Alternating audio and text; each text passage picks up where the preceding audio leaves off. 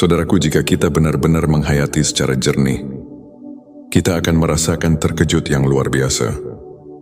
Karena setelah mengetahui pentingnya ilmu makrifat, ternyata kita semua manusia yang ada di dunia ini, semuanya sudah mengalami persaksian terlebih dahulu. Sudah makrifat, semuanya terlebih dahulu. Cuman sekarang kita kebanyakan lupa lagi terhadap persaksian tersebut. Persaksian kepada Allah Subhanahu wa Ta'ala, sehingga kita tidak tahu dan lupa lagi, tidak mengenal atau jauh dari Allah Subhanahu wa Ta'ala. Allahumma sholli ala Sayyidina Muhammad. Selamat datang di channel Mama Jar Kaseng, tempat kita bersama menemukan cahaya kebenaran hakiki. Saudaraku yang kami hormati, inilah pentingnya ilmu makrifat. Ini ada di surat ke-7. Surat Al-A'raf ayat 172. Allah telah berfirman yang artinya, ingatlah ketika Tuhanmu mengeluarkan anak Adam, menciptakan anak Adam dari sulbi. Mereka mengambil kesaksian terhadap jiwa mereka. Seraya Tuhan berfirman, bukankah aku Tuhanmu? Mereka menjawab, ya betul, kami bersaksi. Supaya kamu nanti pada hari kiamat tidak mengatakan, sesungguhnya kami orang yang lalai, tidak diberi peringatan tentang hal ini.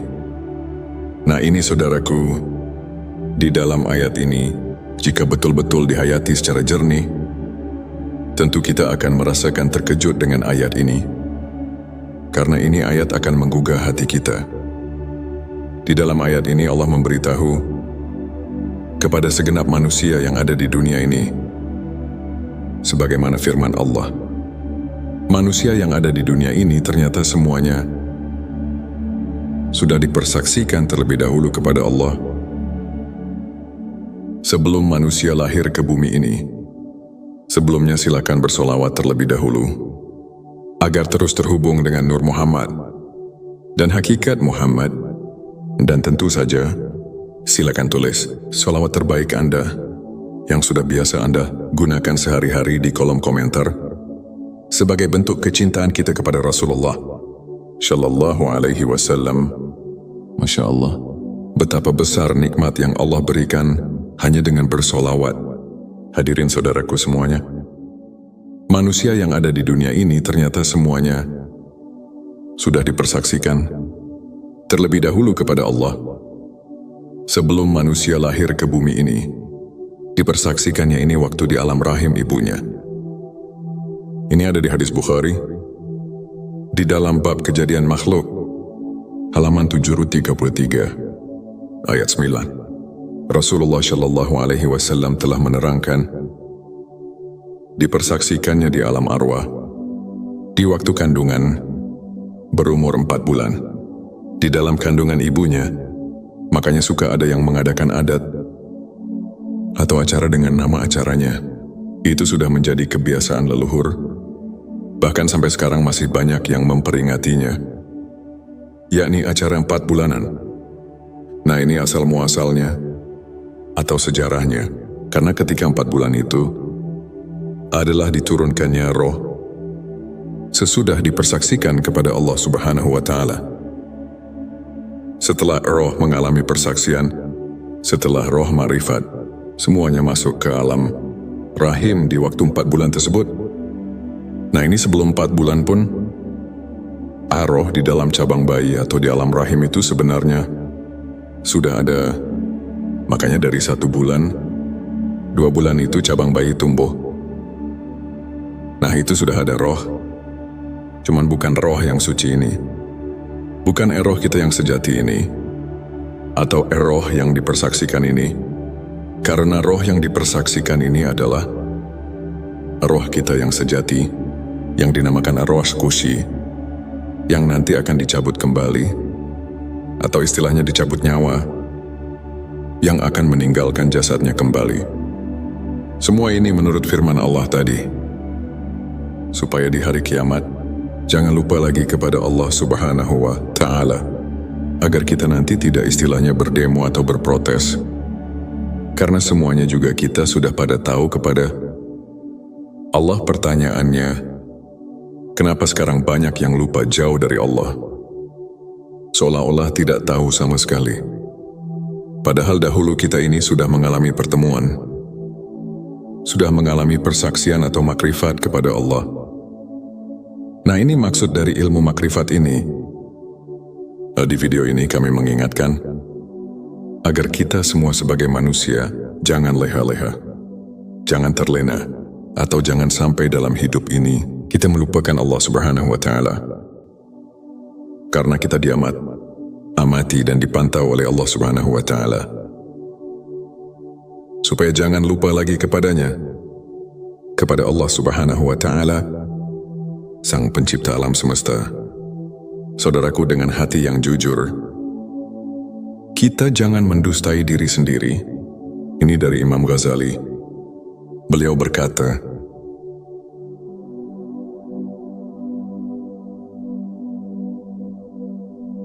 yang artinya, tanyalah hatimu, tanyalah dan tanyalah hatimu. Walaupun orang lain memberi fatwa, nah di sini saudaraku semuanya, kita harus jeli untuk mentafakuri ayat-ayat hadis.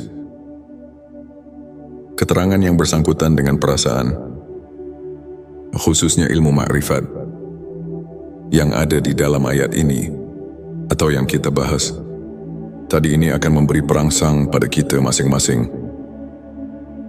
Supaya hati kita jangan ketiduran, jangan terlena, melupakan Allah dengan kegiatan, dengan kehidupan kita. Saudaraku, harusnya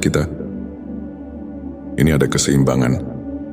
Walaupun kita sedang menjalani kehidupan, sedang berkegiatan sehari-hari, kegiatan ibadah, kegiatan di luar ibadah. Nah, kita ini harusnya selalu ingat juga, sambil mengingat kepada Allah. Nafsu setan biasanya akan selalu menghalangi agar kita lupa kepada Allah Subhanahu wa Ta'ala, yang padahal kita ini bisa sambil mengerjakan,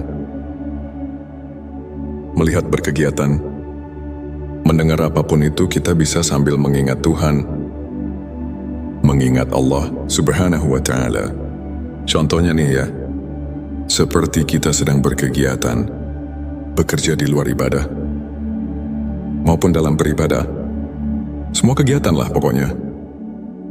Dengan contoh seperti ini, kita contoh sedang bergerak, menggerakkan tangan contohnya.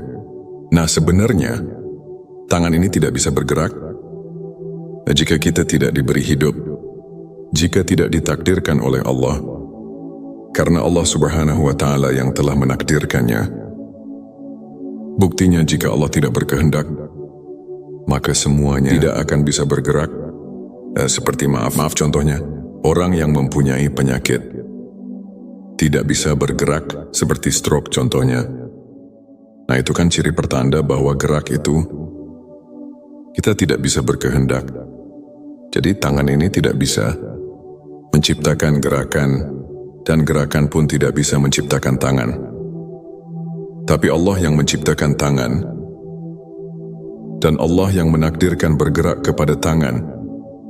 Nah, timbul ya qadir. Hai Zat yang menakdirkan.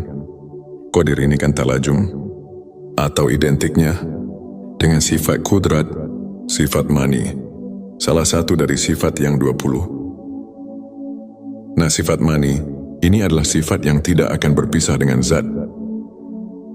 Nah, seperti itu. Jadi kita bisa mengingat Allah dalam keadaan berkegiatan, atau semua kegiatan kita sehari-hari, kegiatan ibadah maupun kegiatan di luar ibadah. Karena Allah itu selalu bersama kita, kita bisa selalu bertemu dengan Allah Subhanahu wa Ta'ala, dan Allah itu lebih dekat dengan kita.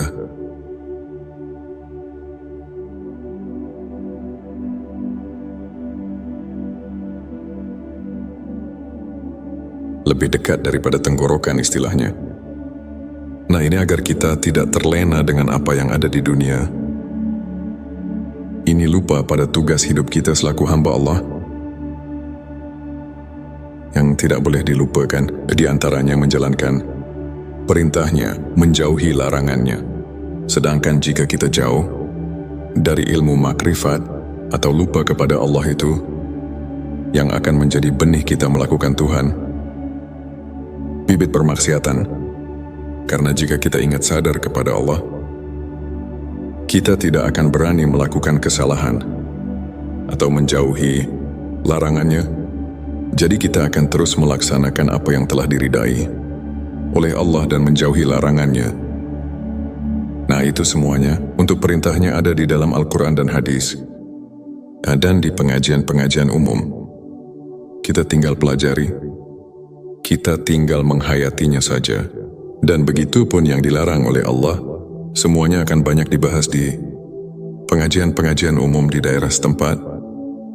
Saudaraku, dalam ayat tadi di atas, Allah Subhanahu wa Ta'ala telah memberi peringatan kepada kita semua agar kita jangan lupa kepada Allah Subhanahu wa Ta'ala. Sekarang mari kita tanya diri kita masing-masing, apakah kita sekarang ingat kepada Allah? Nah, di sini kita harus bertanya kepada hati kita yang terdalam, yang jujur, jangan membohongi diri sendiri. Sekali lagi, apakah kita sekarang ingat pada Allah? Perhatikan pertanyaannya. Di sini bukan ditanya ingat pada namanya, kepada nama Tuhan, tapi di sini ditanya ingat kepada Tuhannya, kepada Allahnya. Apakah kita sekarang ingat kepada Allah? Yang diberi nama Allah, yang diberi nama Tuhan. Kenapa pertanyaannya seperti ini? Karena banyak sekali orang yang cuma ingat itu kepada namanya saja, bukan ingat kepada Allahnya. Untuk menjawab pertanyaan ini, pertama kita harus memakai pikiran yang mendalam. Kedua harus vakum bizawahir, memakai hukum sesuai dengan dalil. Hukum-hukum zahir atau istilah lainnya harus masuk akal, logika, dan yang ketiga, harus memakai hati yang jujur. Nah, baru pertanyaan ini bisa dijawab dengan sempurna. Tapi kalau dijawab dengan hati yang bainaum, atau maksudnya yang biasanya, yang ya sebagaimana biasanya lah, yang penuh kedengkian misalnya, atau istilahnya, yang tidak selalu puas, bukan hati yang bersih, yang jernih, ini pasti akan menimbulkan fitnah di kalangan umat Islam. Na'udzubillah, jangan sampai terjadi seperti ini. Karena ini ilmu ma'rifat. Ini ilmu ma'rifat tingkat tinggi. Dan ini cuma mengingatkan hati kita, khususnya umat Islam. Jangan sampai keliru untuk menetapkan akidah kita kepada Allah Subhanahu wa Ta'ala. Karena ayat tadi di atas itu, Allah terus memantau dengan sifat ilmunya Allah. Maha tahunya Allah mengamat-ngamati. Jangan sampai kita ini lupa kepadanya di dunia ini. Apakah kita sedang lupa, sedang beribadah, selalu mengingatnya, atau terus melupakannya, sehingga kita terus melakukan permaksiatan, dan lain sebagainya.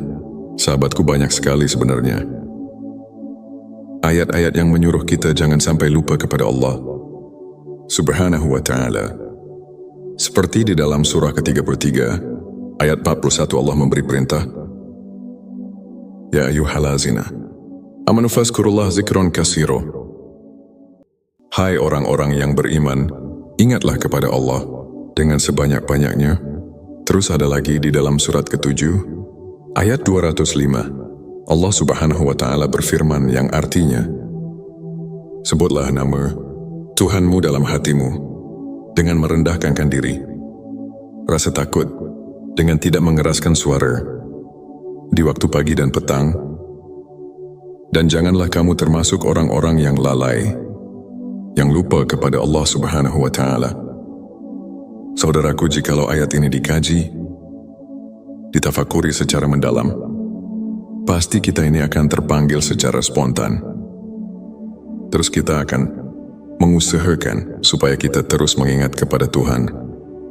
Bahkan ada lagi yang sering kita baca ini dalam solawat, yang berbunyi, fi kulli lamhatin wa nafasin bi, ada di kulli malumilah. Itu di ujung selawat nariyah. Keterangan yang mengingatkan kita ini harus ingat terus kepada Allah itu sebing bilangan nafas, M dan kedipan mata. Jadi zikir di sini, atau fatkur, di sini artinya ingat. Kalau secara terjemah lugat, ingat ini adalah pekerjaan hati. Sedangkan hati ini kalau kita rasakan, ini sudah bukan pekerjaan lisan. Kalau kita mau benar-benar nih rasakan, ingat itu adalah pekerjaan hati, bukan pekerjaan lisan. Sedangkan kebanyakan zikir itu hanya di lisan.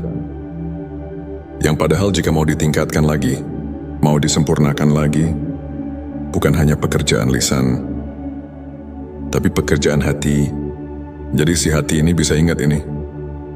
Kalau sudah ada pemberian dari dua panca indera, seperti mata, telinga, dan panca indera lainnya, tentunya kalau tidak ada pemberian dari panca indera itu, tidak akan ada biasanya di dalam hati. Coba saja kita rasakan, bisakah kita ingat kepada yang belum diketahui? Nah biasanya ini kan tidak mungkin, karena bisanya kita ingat itu harus pada yang sudah kita ketahui. Contoh kita ini sudah bertemu dengan seseorang yang bernama, contohnya Ki Jaib, maka kita tahu ketika kita bertemu di jalan, atau kita membayangkannya, pun itu bisa kita mengingat, karena kita pernah bertemu dengan yang namanya Ki Jahid. Tapi jika kita belum tahu, belum pernah bertemu dengan si Ki jadi itu, maka walaupun di jalan berpapasan, kita tidak akan tahu bahwa itu Ki Jahid. Tidak apakah dia akan mengenalnya, tidak akan saling menanya, karena kita tidak tahu bahwa Kaji itu yang itu. Nah jadi tidak akan ada di dalam hati ini. Tapi jika sudah ada pemberian dari panca indera, maka kita bisa mengingat biasanya. Tapi awas hati-hati menafsirkan panca indera di sini. Pendengaran, penglihatan di sini bukan pendengaran yang zahir atau su'ul basirah. Su'ul basirah adalah pandangan dan penglihatan yang zahir. Seperti dari dua mata kepala ini, atau yang ada di kepala. Seperti telinga ini, yang ada di kepala. Bukan itu dari penafsirannya. Jangan salah, ini adalah penglihatan atau pendengaran, ainul basirah dan hakul basirah. Bagaimana untuk menjabarkannya, menjelaskannya?